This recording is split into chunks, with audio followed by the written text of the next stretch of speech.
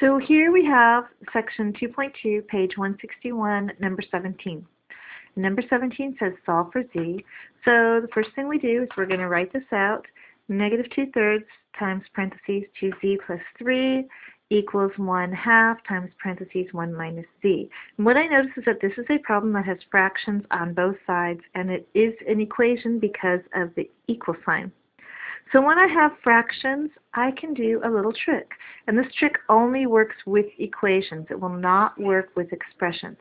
And the trick is that you can find the least common denominator. So in this case, the denominators are 3 and 2. So the least common denominator of 3 and 2 is 6.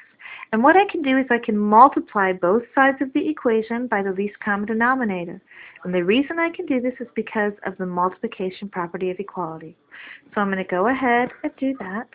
So I take a look, and here was my equation, and I multiply the left side by 6, and I multiply the right side by 6.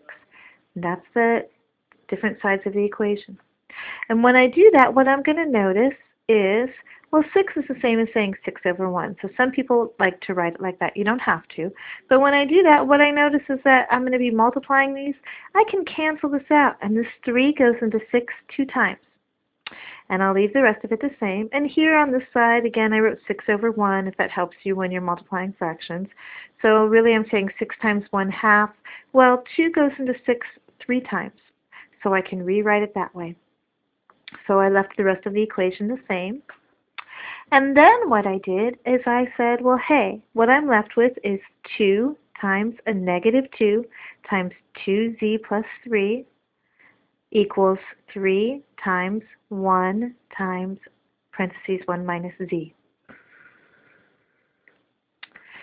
And, well, 2 times negative 2 gives me a negative 4, and I still have 2z plus 3 in the parentheses, equals 3 times 1 is 3, and I have 1 minus z in parentheses still. Well, now I'm going to apply my distributive property, and I remember when I apply my distributive property, I'm going to take that negative with that 4, and first I will multiply it to the 2z, and then I'll take that negative with that 4, and I will multiply it to the 3. And then over here I'll take my 3 times the 1, and then I will take my 3 times the negative z. So negative 4 times 2 gives me a negative 8z, plus negative 4 times 3 gives me a negative 12. 3 times 1 gives me a 3, and negative 3 times z gives me a negative 3z. So here is my equation now, and I just need to solve for z. So to solve for z, I need to make sure I get z isolated by itself all on one side. So to do that, I need to get the z's on the same side. And I'm going to move this 8z, this was a negative 8z, and the opposite action of subtracting an 8z is adding an 8z. So if I add an 8z to this side, and I have to add an 8z to that side, and that's because of the addition property of equality. So on the left-hand side of the equation, I'm left with a negative 12 equals, I still have my 3, but a negative 3z plus 8z leaves me with a positive 5z. So now in my equation, my goal is still to get z by itself. So I'm going to move this 3 to the other side.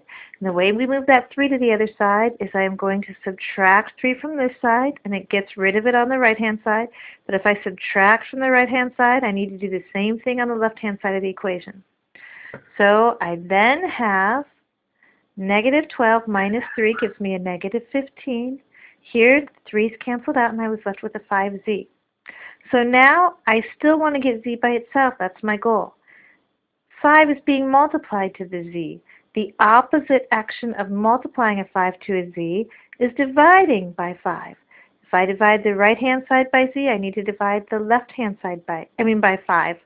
So if I divide the right-hand side by 5, I need to divide the left-hand side by 5, and negative 15 divided by 5 leaves me with a negative 3. Here, these 5's will cancel out. And that is my answer.